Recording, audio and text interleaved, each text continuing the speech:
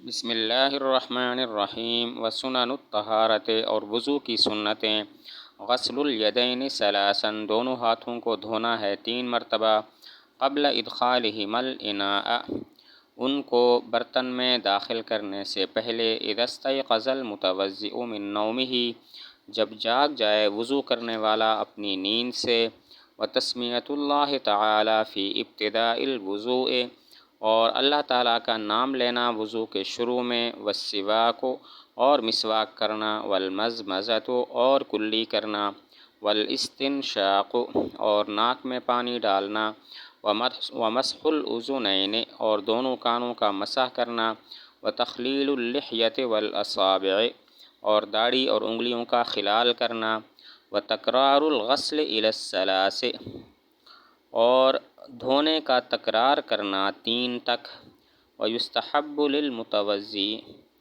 اور مستحب ہے وضو کرنے والے کے لیے، ان ینوی الطہارۃ، کہ نیت کرے وضو کی، ویستوعب رأسہ بالمسح، اور گھیرے اپنے سر کو مسح کے ساتھ، ویرتب الوضوء، اور ترتیب سے وضو کرے، فیبتدئ، پس شروع کرے، بما بدأ اللہ تعالی بذکرہ، اس چیز کے ساتھ کہ اللہ نے شروع کیا جس کے ذکر سے، وبالمیامن، اور دائیں عضو سے شروع کرنا، والتوالی، اور پے در پے دھونا، ومسح الرقبۃ، اور گردن کا مسح کرنا۔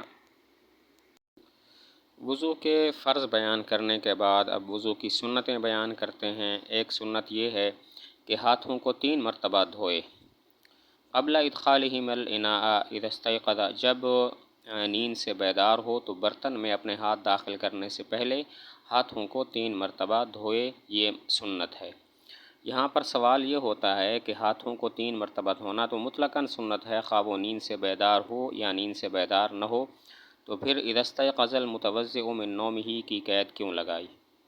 سوال ہوتا ہے ہاتھوں کو 3 مرتبہ دھونا یہ وضو کی مطلقاً سنت ہے، خواہ نیند سے بیدار ہو یا نیند سے بیدار نہ ہو، پھر اذا استیقظ المتوضئ من نومہ کی قید کیوں لگائی؟ جواب یہ ہے کہ یہ قید احترازی نہیں ہے بلکہ اتفاقی ہے، اور اس کا منشا ایک حدیث ہے۔ حضور صلی اللہ علیہ وسلم فرماتے ہیں کہ جو شخص نیند سے بیدار ہو تو برتن میں ہاتھ ڈالنے سے پہلے انہیں دھو لے، کیونکہ تم میں سے کوئی نہیں جانتا کہ اس کا ہاتھ رات میں کہاں گزرا، کہاں رہا۔ تو یہ قید اتفاقی ہے، احترازی نہیں ہے۔ جواب یہ ہے کہ نیند سے بیدار ہونے والی جو قید ہے وہ احترازی نہیں ہے بلکہ اتفاقی ہے، اور اس کا منشا ایک حدیث ہے کہ جو شخص نیند سے بیدار ہو تو ہاتھ برتن میں ڈالنے سے پہلے انہیں دھو لے، فَإِنَّهُ لَا يَدْرِي أَيْنَ بَاتَتْ يَدُهُ، وہ نہیں جانتا کہ اس کے ہاتھ نے رات کہاں گزاری۔ وتسمیۃ اللہ تعالی فی ابتداء الوضوء، ایک سنت یہ ہے کہ وضو کے شروع میں بسم اللہ پڑھے۔ اب اللہ تعالیٰ کا نام لینا، بسم اللہ پڑھنا، یہ کیا حیثیت رکھتا ہے؟ اس میں 3 قول ہیں۔ نمبر 1 مستحب ہے، نمبر 2 سنت مؤکدہ ہے، اور نمبر 3 واجب ہے۔ صاحب قدوری نے اس کو مسنون شمار کیا ہے اور یہی صحیح ہے۔ ایک سنت یہ ہے کہ وضو کے شروع میں بسم اللہ پڑھے۔ بسم اللہ پڑھنا کیا حیثیت رکھتا ہے؟ 3 قول ہیں۔ نمبر 1 مستحب ہے، نمبر 2 سنت مؤکدہ ہے، اور نمبر 3 واجب ہے، اور سنت والا جو قول ہے وہ زیادہ صحیح ہے۔ اس کی اصل ایک حدیث ہے کہ جو وضو کرتے وقت اللہ کا نام نہ لے، یعنی بسم اللہ نہ پڑھے، اس کا وضو نہیں، یعنی اس کا وضو پھر کامل طور پر ادا نہیں ہوگا۔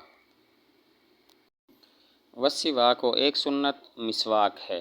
اس کی 2 وجہ ہیں۔ پہلی وجہ یہ ہے کہ حضور صلی اللہ علیہ وسلم سے مواظبت ثابت ہے، یعنی آپ ہمیشہ مسواک کرتے تھے، اور دوسری دلیل یہ ایک حدیث ہے کہ حضور صلی اللہ علیہ وسلم فرماتے ہیں اگر مجھے اپنی امت کی مشقت کا خیال نہ ہوتا تو میں انہیں حکم دیتا کہ ہر وضو کے وقت مسواک کریں۔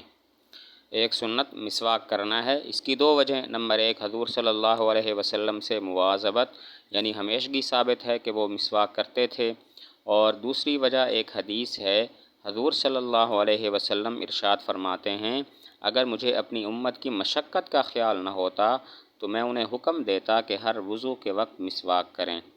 نیز ایک حدیث میں یہ بھی آیا ہے کہ جو نماز مسواک کر کے پڑھی جائے اس نماز کے مقابلہ میں جو مسواک نہ کر کے پڑھی جائے ثواب میں 70 گنا بڑھی ہوئی ہوتی ہے۔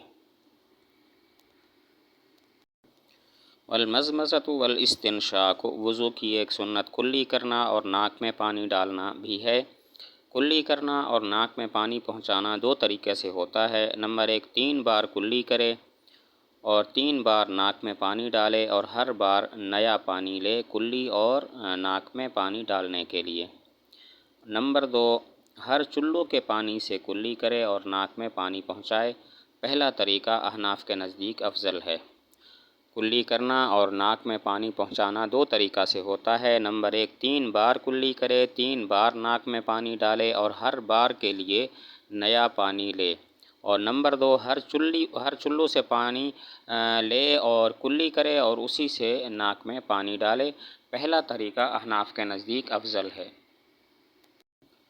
ومسح الاذنین، وضو کی ایک سنت کانوں کا مسح کرنا ہے۔ اب کانوں کا مسح کرنے کے لیے کون سا پانی ضروری ہے؟ احناف کہتے ہیں وہی پانی کافی ہے جو سر کے مسح کے لیے لیا گیا، جبکہ امام شافعی رحمۃ اللہ علیہ فرماتے ہیں کانوں کے مسح کے لیے نیا پانی ضروری ہے۔ وضو کی ایک سنت کانوں کا مسح کرنا ہے۔ کانوں کے مسح کے لیے کون سا پانی ضروری ہے؟ احناف کہتے ہیں وہی پانی کافی ہے جو سر کے مسح کے لیے لیا گیا، جبکہ امام شافعی رحمۃ اللہ علیہ فرماتے ہیں کہ کانوں کے مسح کے لیے نیا پانی ضروری ہے۔ احناف کی دلیل حدیث ہے الاذنان من الراس، کان سر میں سے ہیں، تو اس سے معلوم ہوتا ہے کہ کانوں کے لیے وہی پانی کافی ہوگا جو سر کے مسح کے لیے ہوتا ہے۔ احناف کی دلیل حدیث ہے الاذنان من الراس، کان سر میں سے ہیں، اس سے معلوم ہوتا ہے کہ کانوں کے مسح کے لیے وہی پانی کافی ہوگا جو سر کے مسح کے لیے ہوتا ہے۔ اور امام شافعی رحمۃ اللہ علیہ کی دلیل ایک حدیث ہے، عبداللہ بن زید رضی اللہ تعالیٰ عنہ فرماتے ہیں میں نے حضور صلی اللہ علیہ وسلم کو وضو کرتے دیکھا تو آپ نے کانوں کے مسح کے لیے نیا پانی لیا۔ شوافی کی دلیل حدیث ہے، عبداللہ بن زید رضی اللہ تعالیٰ عنہ فرماتے ہیں میں نے حضور صلی اللہ علیہ وسلم کو وضو کرتے دیکھا تو آپ نے کانوں کے مسح کے لیے نیا پانی لیا۔ احناف جواب دیتے ہیں یہ حضور صلی اللہ علیہ وسلم کا فعل بیان جواز کے لیے ہے، یعنی جائز ہے کہ سر کے مسح کے لیے الگ پانی ہو اور کانوں کے مسح کے لیے الگ پانی ہو۔ جواب یہ ہے کہ آپ صلی اللہ علیہ وسلم کا یہ عمل بیان جواز کے لیے ہے، یعنی جائز ہے کہ کانوں کے مسح کے لیے الگ پانی ہو اور سر کے مسح کے لیے الگ پانی ہو۔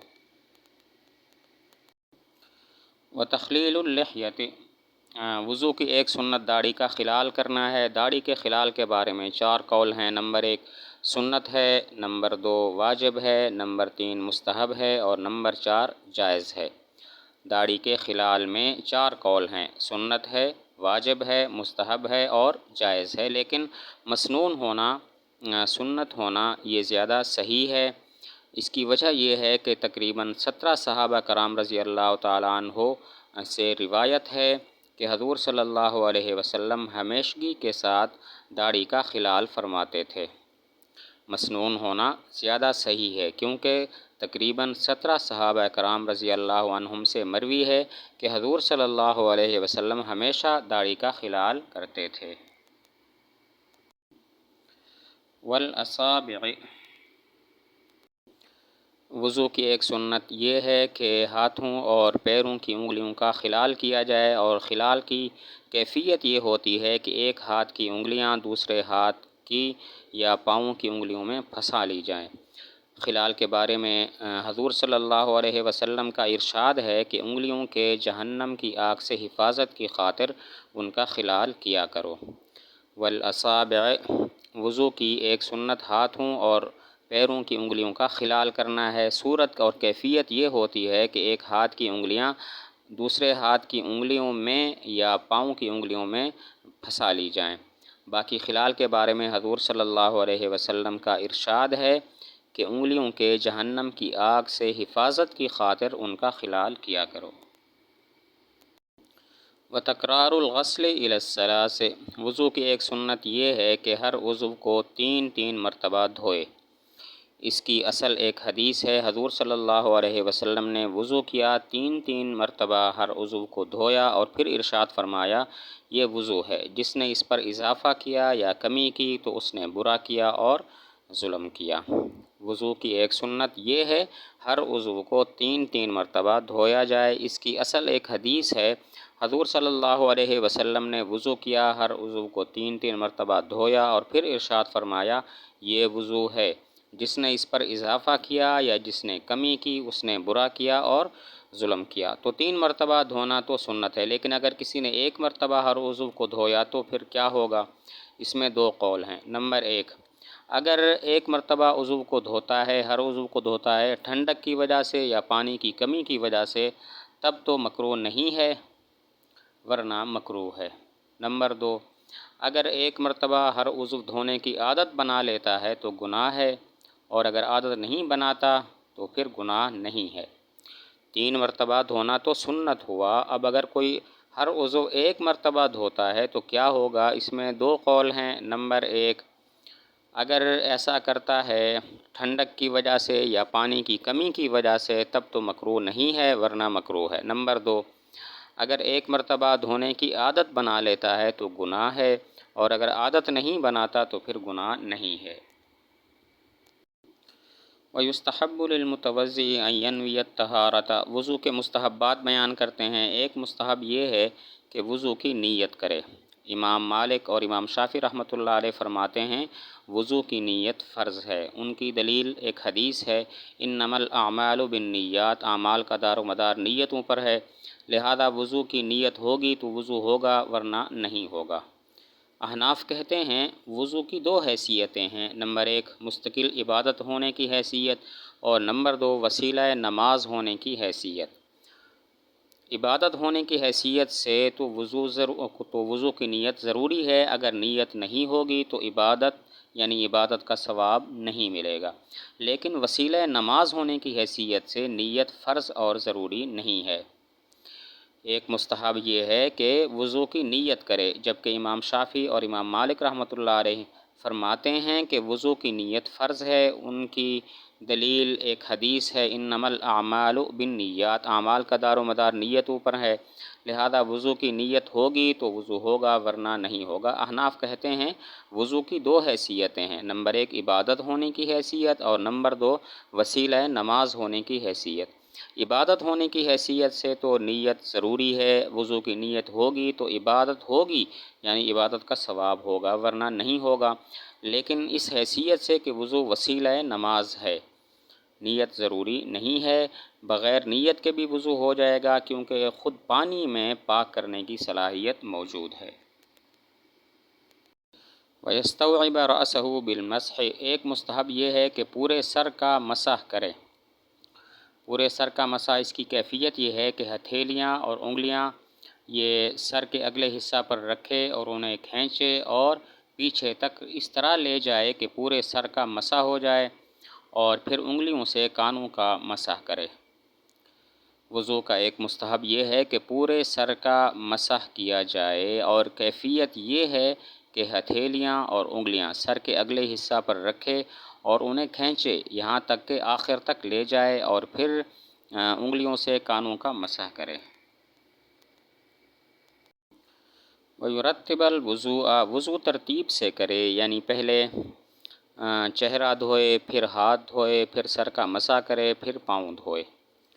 وضو کا ایک مستحب یہ ہے کہ وضو ترتیب سے کرے، آیت میں جو ترتیب ذکر کی گئی ہے اسی کا لحاظ کرے، یعنی پہلے چہرہ دھوئے، پھر ہاتھوں کو دھوئے، پھر سر کا مسح کرے اور پھر پیر دھوئے۔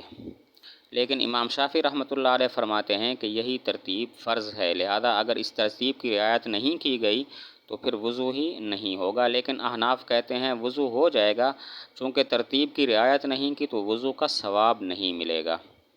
امام شافعی رحمۃ اللہ علیہ فرماتے ہیں کہ وضو کی یہ ترتیب فرض ہے، اگر کسی نے اس ترتیب کی رعایت نہ کی تو وضو ہی نہ ہوگا۔ احناف کہتے ہیں وضو ہو جائے گا، لیکن وضو کا جو ثواب ہے وہ اس کو نہیں ملے گا۔ وبالمیامن وضو کا ایک مستحب یہ ہے کہ دائیں طرف سے شروع کرے، اعضائے وضو دھوتے وقت دائیں طرف سے شروع کرے۔ اس کی اصل ایک حدیث ہے، حضور صلی اللہ علیہ وسلم نے ارشاد فرمایا جب تم وضو کرو تو دائیں جانب سے شروع کرو۔ وبالمیامن وضو کا ایک مستحب یہ ہے کہ اعضائے وضو دھوتے وقت دائیں جانب کا لحاظ کرے، دائیں جانب سے شروع کرے، اور اس کی دلیل اس کی اصل ایک حدیث ہے، حضور صلی اللہ علیہ وسلم نے ارشاد فرمایا جب تم وضو کرو تو دائیں جانب سے شروع کرو۔ والتوالی وضو کا ایک مستحب پے در پے اعضائے وضو کو دھونا ہے، اور اس کی صورت یہ ہے کہ ایک عضو خشک نہ ہونے پائے کہ دوسرا عضو دھو لے۔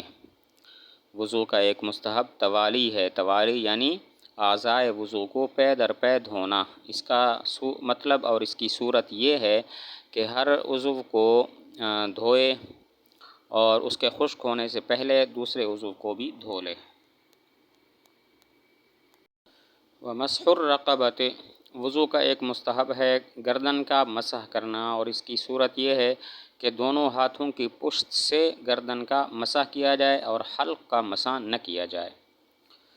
وضو کے مستحبات میں سے ایک گردن کا مسح ہے، صورت یہ ہے کہ دونوں ہاتھوں کی پشت سے گردن کا مسح کیا جائے اور حلق کا مسح نہ کیا جائے۔